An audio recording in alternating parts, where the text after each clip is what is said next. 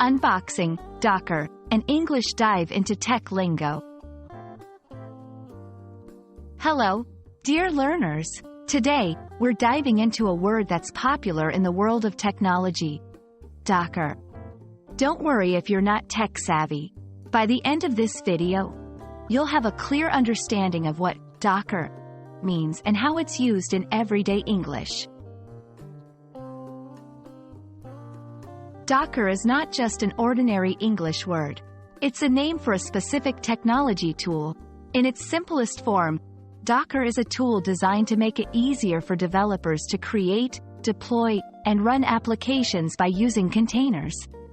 These containers allow a developer to package up an application with all the parts it needs, such as libraries and other dependencies, and ship it all out as one package. Even if you're not a developer, you might hear the term Docker in conversations about technology or software development. When someone says, "I'm running my app in a Docker container," they're essentially saying they're using Docker to package and run their application. It's like putting your entire app and everything it needs into a box, container, and then easily moving or running that box anywhere you want. There are a few terms often used alongside Docker. Container. This is like a box that holds everything an application needs to run. It ensures that the application runs the same, no matter where the container is run. Image.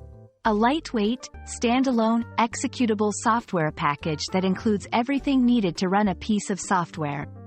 It's like a blueprint for containers. Docker Hub.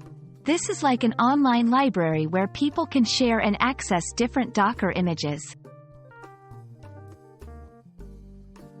For those who are curious, the word Docker, in general English outside of technology, refers to a person involved in loading and unloading ships at a dock.